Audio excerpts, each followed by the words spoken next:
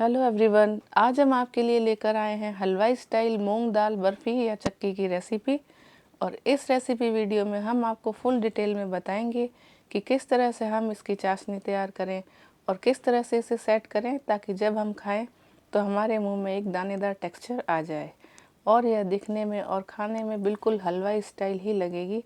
आपको यह लगेगा ही नहीं कि आपने इसे मार्केट से नहीं ख़रीदा है, खुद आपने अपने घर पर ही बनाया है। तो आज आप और हम मिलकर बनाएंगे दानेदार मूंग दाल चक्की की रेसिपी हलवाई स्टाइल, वो भी घर पर। मूंग दाल बर्फी बनाने के लिए हमने यहाँ पर धुली हुई मूंग की दाल ली है, जिसे मोगर दाल भी कहते हैं। और हमने यहाँ पर 500 ग्राम मूंग की दाल ले ली है। दाल को हमने साफ़ करके एक कपड़े के ऊपर अच्छी तरह से रख के उसे पोंछ लिया था ताकि इसके ऊपर की सारी गंदगी हट जाए। और अब हम क्या करेंगे, इस दाल को मिक्सर ग्राइंडर में पीसेंगे। तो हमने यहाँ पर मिक्सर ग्राइंडर का एक जार ले लिया है और इसमें हम दाल को बैचेज में पीसेंगे, क्योंकि ये सारी दाल एक साथ ग्राइंडर में अच्छी तरह से पीस नहीं पाएगी। तो हमने यहाँ पर लगभग दाल का तीसरा हिस्सा मिक्सर ग्राइंडर में डाल दिया। और अब हम क्या करेंगे, इसके अंदर घी डालकर इसको पीसेंगे ताकि यह अच्छी तरह से पिस जाए। अब हमने यहाँ पर 500 ग्राम घी ले लिया है। तो 500 ग्राम मूंग की दाल के अंदर हमने 500 ग्राम घी का यूज़ किया है।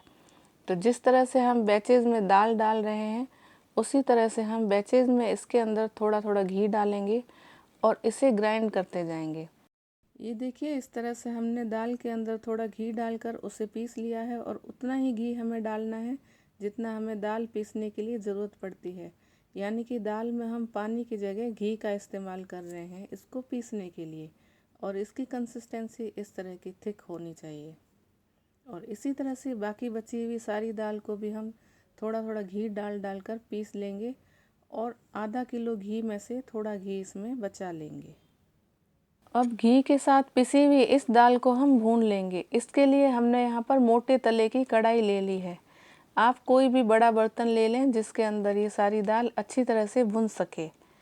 तो इस तरह से देखिए, हम सारी दाल कढ़ाई में डाल देते हैं और इसे मीडियम टू लो फ्लेम पर भूनते जाएंगे जब तक कि ये ब्राउन ना हो जाए।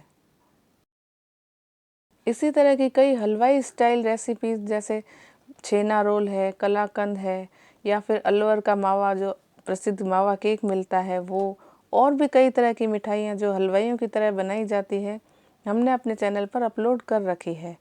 इन सभी मिठाइयों की हमने अपने चैनल पर अलग से एक प्लेलिस्ट तैयार करी है मिठाई रेसिपीज़ के नाम से। तो आप अगर जानना चाहते हैं तो आई बटन पर देख सकते हैं या फिर डिस्क्रिप्शन में हम लिंक डाल देंगे। तो देखिए, हमने मीडियम टू लो फ्लेम पर इसे धीमे धीमे सेक लिया है और हमें सेकते हुए लगभग 4-5 मिनट हो चुके हैं। और अभी तक ये आपको थोड़ा टाइट टाइट लग रहा होगा, लेकिन घबराइए नहीं।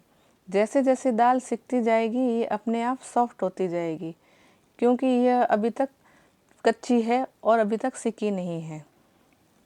तो इसी तरह से आप लगातार स्पैचुला की हेल्प से दाल को चलाते रहें ताकि दाल जले नहीं, इस बात का आप ध्यान रखें। दाल को भूनते भूनते लगभग 12 मिनट हो चुके हैं और अब दाल का टेक्सचर कुछ इस तरह का हो गया है और इसका रंग भी बदलने लगा है। आपको दिखाई दे रहा होगा, ये हल्का भूरा दिखाई दे रहा है और घी भी रिलीज़ होने लगा है।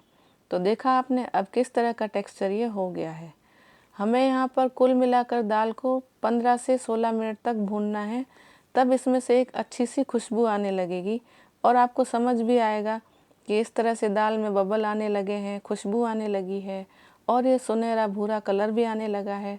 तो इसका मतलब कि दाल सिक चुकी है, ये आपको एहसास होने लग जाएगा। हमारी दाल अच्छी तरह से सिक चुकी है और अब हम गैस बर्नर को ऑफ़ कर लेंगे और इस कढ़ाई को साइड में रख लेंगे और फिर चलते हैं नेक्स्ट स्टेप की तरफ। तो अब हम इसकी चाशनी तैयार करेंगे। चाशनी बनाने के लिए हमने यहाँ पर 500 ग्राम चीनी का इस्तेमाल किया है। 500 ग्राम दाल के अंदर 500 ग्राम चीनी डाली जाती है और अगर आप कम मीठा पसंद करते हैं तो चीनी कम भी ले सकते हैं।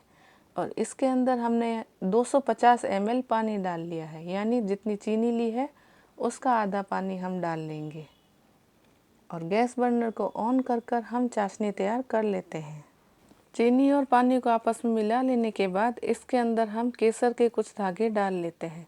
यह टोटली ऑप्शनल है, आप चाहें तो इसके अंदर केसर या फूड कलर या फिर अपनी पसंद का कोई भी, जैसे येलो कलर या कोई भी कलर डाल सकते हैं, ये आपकी चॉइस है। चाशनी को और भी ज़्यादा फ्लेवरफुल बनाने के लिए हमने यहाँ पर केसर के साथ साथ आधा टीस्पून फ्रेश कुटी हुई इलायची भी डाल ली है। मीडियम फ्लेम पर इस तरह से लगातार चलाते हुए चाशनी को हम 4-5 मिनट तक पका लेंगे और फिर बाद में हम चाशनी की कंसिस्टेंसी चेक कर लेंगे। हमें यहाँ पर एक तार की चाशनी चाहिए, तो हम उसी तरह से हम इसको पकाएंगे। 4-5 मिनट हो चुके हैं और बीच में हमने चाशनी के अंदर येलो फूड कलर भी ऐड कर लिया था, जिससे चाशनी का कितना सुनहरा प्यारा कलर आ चुका है। और अब हम चाशनी को चेक करेंगे। हमें एक तार की चाशनी चाहिए। अब हम देख लेते हैं कि एक तार बनी है या नहीं। जब हमने चेक किया तो हमने पाया कि अभी तक चाशनी कच्ची है, तार पूरी तरह से बन नहीं रहा, वो बीच में टूट रहा है। तो अब हम इसे थोड़ी देर और पकाएंगे। चाशनी को थोड़ी देर और पका लेने के बाद अब हम फिर से चेक कर लेते हैं कि तार बना है या नहीं। तो जैसा कि आप देख रहे हैं कि चाशनी में एक तार बन रहा है, इसका मतलब चाशनी हमारी रेडी है। इसे सिर्फ 1 या 2 मिनट और पका लेंगे और फिर गैस बर्नर को ऑफ कर लेंगे। बर्फ़ी को सेट करने के लिए हमने इस तरह की चौकोर ट्रे ले ली है। आप कोई भी थाली ले सकते हैं और उसे इस तरह से घी से ग्रीस कर लेंगे, ताकि जब बर्फ़ी हम इसमें से निकालें तो अच्छी तरह से बाहर आ सके। इसी तरह से हमने दूसरी प्लेट को भी ऑयल से या घी से ग्रीस कर लिया है। और अब हम गरम-गरम चाशनी को दाल में मिलाएंगे। लेकिन एक बात का ध्यान रखें कि अब तक दाल ठंडी हो चुकी है, तो हमने क्या किया, इसको एक बार फिर से दाल को गर्म कर लिया और फिर गर्म दाल के अंदर गर्म-गर्म चाशनी डाल लेंगे और इन दोनों को आपस में मिला लेंगे। गर्म चाशनी में दाल को गर्म करके इसलिए मिलाया जाता है ताकि दाल का जो दाना है वो गरम-गरम चाशनी को अच्छी तरह से सोख कर ले और एक-एक दाने के अंदर चाशनी पहुंच जाए और फिर बर्फ़ी अच्छी तरह से सेट हो जाए। तो इस तरह से हमने गर्म दाल और गर्म चाशनी को आपस में मिला लिया और अब हम इसे थोड़ी देर के लिए इसी तरह से चलाते रहेंगे। गैस बर्नर को स्लो करके रखेंगे और इसे हम धीरे-धीरे चलाते रहेंगे जब तक कि ये गाढ़ा ना हो जाए, क्योंकि इसे अब हम इस स्टेज पर सेट नहीं कर सकते, क्योंकि ये सीरे जैसा हो जाएगा। तो धीमी-धीमी आंच पर लगभग 2-3 मिनट तक हम चलाते जाएंगे।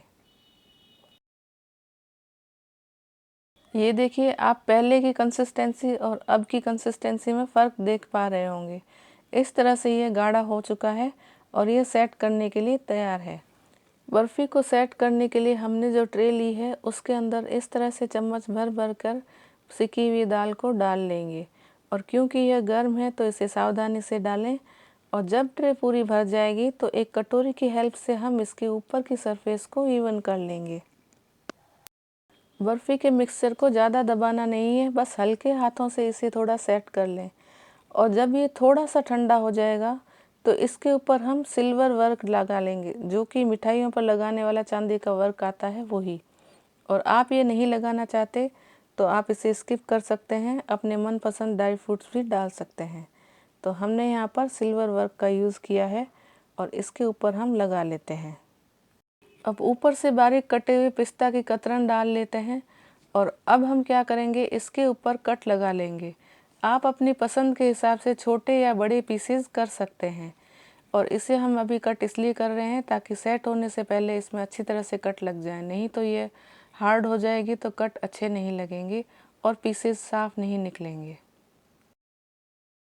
कट लगा लेने के बाद हम ठंडा होने का इंतज़ार करेंगे और देख पा रहे हैं कुछ ही देर में बर्फ़ी सेट हो चुकी है और पीसेस कितने शानदार और बढ़िया निकल कर आए हैं और देखने पर ही ये लग रहा है कि किसी हलवाई ने इसे तैयार किया है। तो ये थी आज की दानेदार हलवाई स्टाइल मूंग दाल बर्फ़ी की रेसिपी।